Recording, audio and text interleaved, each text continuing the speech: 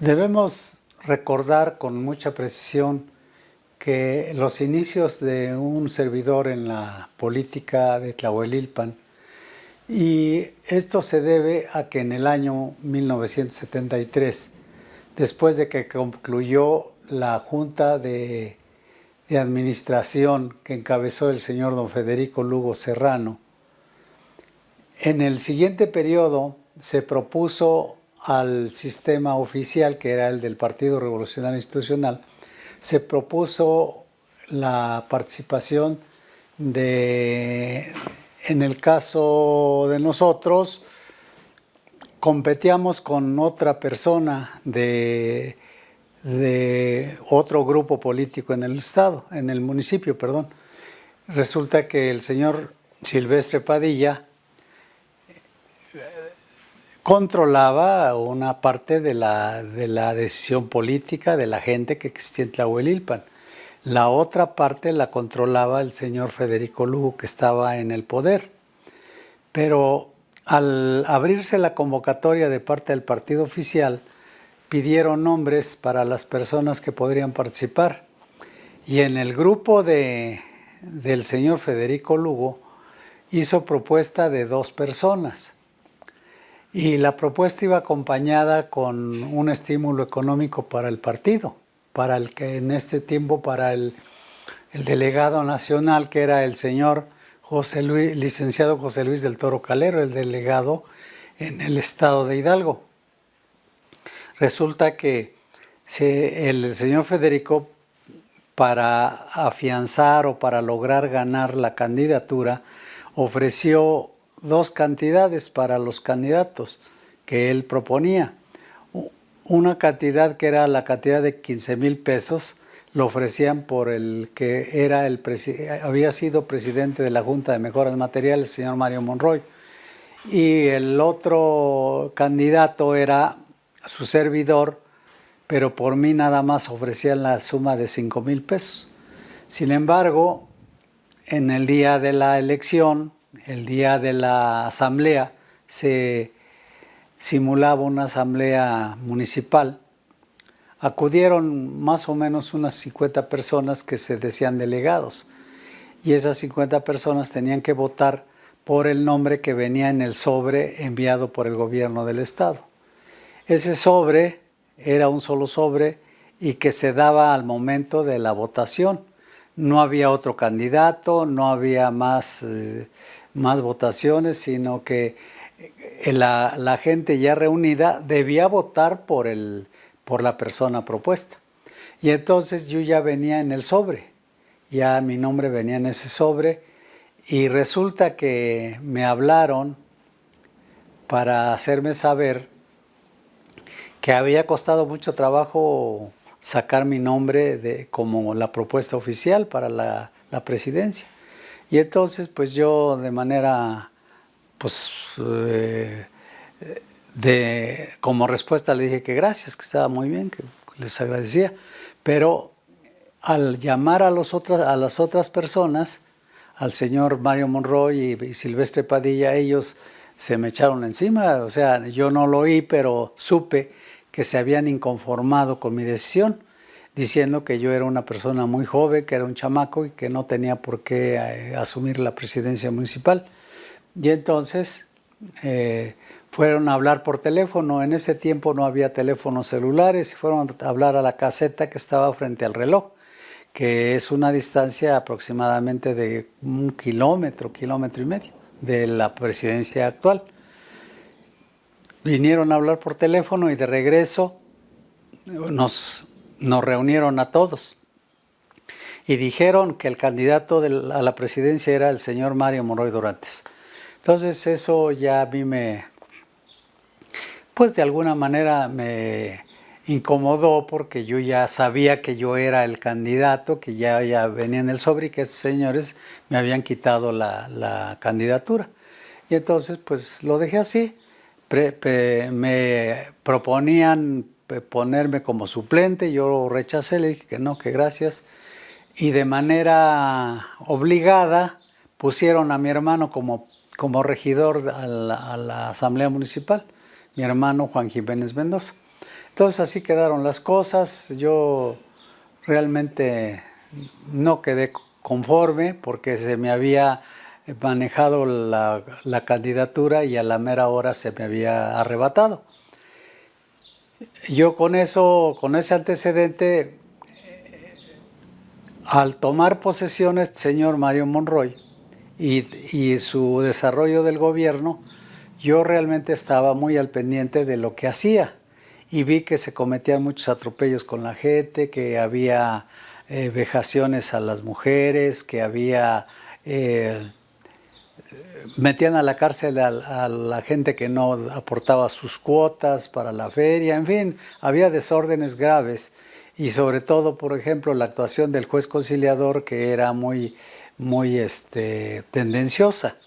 Resulta que cuando la gente llegaba a sus manos, estas personas imponían multas sin ton ni son, es decir, lo que se les ponía en la cabeza imponían como multa, no respetaban ningún reglamento, ni lo había siquiera, y ellos de manera arbitraria imponían sus multas y los hacían pagar, y si no pagaban los metían a la cárcel.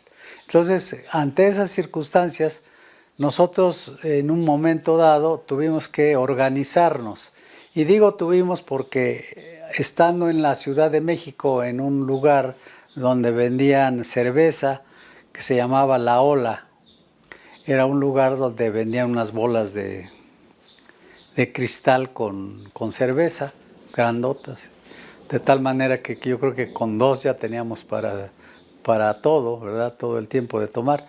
Y estando con 2 o 3 amigos, entre ellos el señor Andrés Oviedo Urízar, el señor Fernando Lugo Dorantes, y parece que el señor Eduardo Escamilla Rivas, nosotros decidimos hacer algo para poner, pues, para poner énfasis en que las arbitrariedades que se cometían por el sistema, por el entonces presidente Mario Monroy Dorantes, pues no eran bien vistas por el pueblo, que se inconformaba, pero que había que juntar al pueblo, había que hacer algo. Realmente nosotros no sabíamos qué iba a pasar, porque en ese tiempo el solo hecho de pensar llevarle la contra al gobierno era una situación, un suicidio. Nadie se atrevía a manifestarse en un partido en contra, nadie se atrevía a manifestarse en contra del sistema, nadie se atrevía a criticar al gobierno porque era encarcelado, porque, en fin, había situaciones muy difíciles. Y entonces, nosotros en ese tiempo, yo tuve a mi cargo el nombramiento de secretario general del sector popular de los comerciantes de la plaza y de todos los comerciantes del municipio. Y entonces, como secretario general, me dio valor para decir, bueno, pues vamos a hacer algo. También tenía el cargo de presidente de la Juventud Unida de Tlahuelilpan. Entonces, con esos 2 membretes, pues se me ocurrió lanzar un volante pidiéndole a la gente que se presentara en un domingo, el siguiente domingo, para que hiciera saber sus quejas y nosotros poderlas canalizar y poder hacer algo en contra del presidente municipal. Eso, como digo nuevamente, y que repito, era un suicidio, eso nadie lo hacía, no podría haber éxito porque finalmente pues era un intento de hacer algo, pero no había nada seguro, la gente no se unía fácilmente, ellos no iban a levantar la voz en contra del sistema porque podrían ser encarcelados o podrían ser señalados. Antes, inclusive cuando a alguien se le invitaba a formar parte del partido de oposición, se ofendía. Decían que no era posible eso y que por qué les decíamos que si queríamos que los vieran mal en el pueblo, que los señalaran, que era un suicidio y sobre todo un suicidio político. Entonces así lo hicimos, nosotros lanzamos nuestro volante para que la gente supiera y se pudiera reunir para poder hacer protesta oficial. Y entonces, como presidente de la Juventud Unida, nosotros contábamos con un sonido que estaba nuevecito, lo habíamos comprado por un esfuerzo de algunas actividades que habíamos realizado, y lo pusimos en el centro de la población, en el reloj. Hay un reloj monumental ahí donde está el kiosco, y allí en el kiosco pusimos el sonido. Y como loquitos empezamos solos allí, a lo mejor llegó el señor Fernando Lugo, Andrés, Oviedo, Eduardo Escamilla, por ahí ayudándonos. Pero la base era de que yo estaba poniendo música y estaba hablándole a la gente, invitándolos: señores, nos hemos reunido para esta finalidad, y en fin, nosotros le estábamos hablando a la gente. Y resulta que poníamos música y le hablábamos a la gente. Eso empezamos como a las 11 de la mañana. Pues nosotros como para las 2, entre 2 y 3 de la tarde, ya aquello estaba caliente el ambiente, porque ya había varias miles de personas reunidas alrededor de ese kiosco, de ese reloj monumental. Y entonces para mí fue una gran sorpresa, porque yo nunca me esperaba eso, que la gente se juntara, menos con esas finalidades de protestar contra el gobierno. Y entonces se junta la gente, y ya en el calor de los discursos, había unas personas que lloraban ahí porque habían metido a la cárcel a sus hijos. Nosotros los consolábamos diciéndoles que íbamos a alabar ese agravio, íbamos a ir en contra del presidente, a hacer valer la libertad de la gente, y que no tenían por qué tratarlos de esa manera, y nosotros nos íbamos a lanzar en contra del presidente. Pero en el calor de los discursos y de que aquello ya estaba a punto nosotros les hicimos una sugerencia a la gente: vamos a pedirle la renuncia al presidente municipal. Y ya iba la gente: sí, todos, ¿no? Todos. Entonces, si había unos 3,000 personas, la gente salía más de sus casas, porque se corría la voz que íbamos a correr al presidente. Y entonces la gente se unió más en las calles.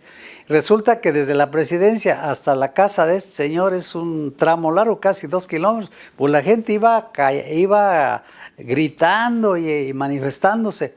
Y llegamos a la casa del presidente Mario Monroy, y él no estaba. Nos esperamos un momento, y iba llegando en un camión nuevecito que había comprado.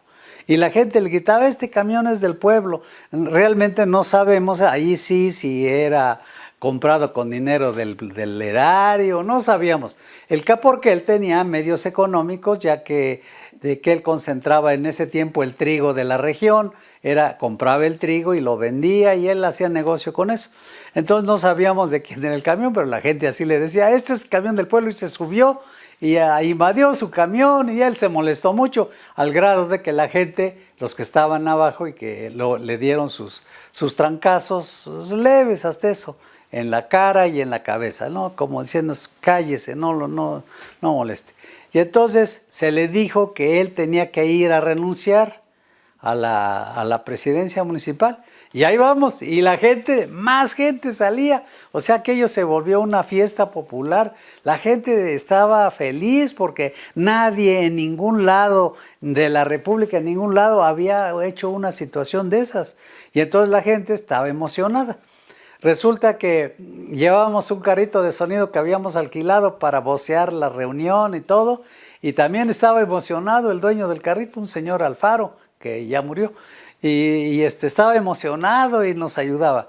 Resulta que llegando, y estaba ya el presidente municipal haciendo su renuncia en la máquina de escribir, y él dijo así en una forma pues ya muy sentida, dijo: pues algún día se tenía que acabar esto, y estaba haciendo su renuncia.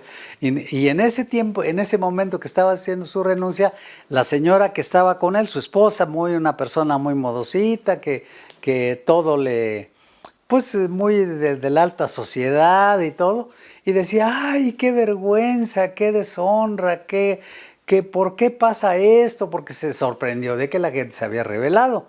Y entonces abajo estaba Fernando Lugo, que de sobrenombre la gente le ponía el Diablo. Este joven, entusiasta, pone un disco a la hora de que estaba haciendo la renuncia, y era el disco de las golondrinas. Entonces,